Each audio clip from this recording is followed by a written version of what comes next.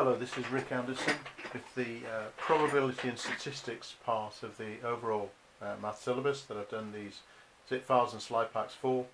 This particular one is probability and statistics, and within that there's 18 topics, splitting between probability on one hand and statistics on the other, and there's almost a slide pack for each of those. And so for each of the slide packs there's a common format of context, summary, detail, work solutions and closing questions, and there's slideshows built into them all. I've done animations, and so you can control the speed at which you show them, and you can edit as well.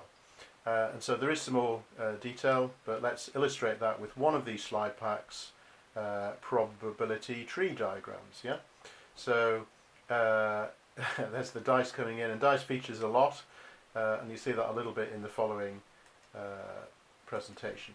So probability trees, we can see that where does it fit? Well, probability trees is part of the overall probability and statistics section, which in itself is part of the whole syllabus, and I do zip files for each of these. This particular one is probability and statistics. I like to show what sort of grades you're covering, and you're probably, with tree diagrams, you're really at the sort of higher end of the scale, from about 5, 6 up to about 7, 8, 9.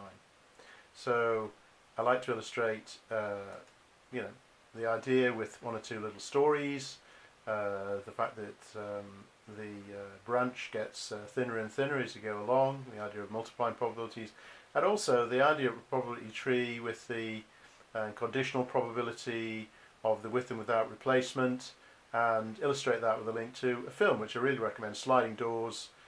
What sort of life would happen if Gwyneth had got through the sliding doors in the tube, or if she hadn't, and that's a little bit like a chance probability question.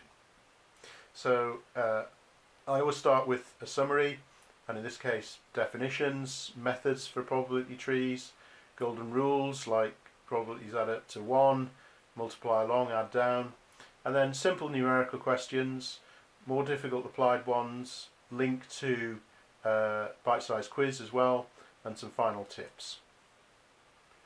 The detail, so definitions, the idea of multiplying along for and adding if there's an or, and then detail on two particular types of probability questions. In this case a reasonably straightforward one with a tree for heads and tails. So create the probabilities for each of the possible outcomes, and then the end probability at the end. And then for the conditional probability, the idea without replacement, and the idea of the yellow and the blue sweets and so forth, and what happens if you choose a blue sweet down here or a yellow sweet down there, what you do with the probabilities in terms of the numerators and the denominators. And then to illustrate that in a little bit more detail, what are the golden rules? 4 or 5 golden rules, adding to give 1.0, multiplying along, identify the end probabilities, work them out, add them if you need to, and then finally end probabilities must all add up to 1. So setting the scene, describing some typical problems, and then tips, like drawing a probability even if you're not asked to. And then on to some questions, heads and tails, this time 3 spins. Idea that you don't need to draw the whole probability tree, but it helps to draw the top and the bottom if that's what you need. And then gradually revealing the answers and the solutions. Then the billiards question, this time with replacement, draw a probability tree, end probabilities, gradually reveal the answers. And then the conditional probability, the burnt not burnt idea, again gradually revealing the tree, gradually revealing the answers. I'm controlling the click rate. And then the more difficult one, really, the not replacement, and showing the end probabilities again, and the fact that the numerator and denominator will change depending on what part of the tree you're on. And then finally quick fire questions, fast and furious, just to check the pupil or pupils have understood.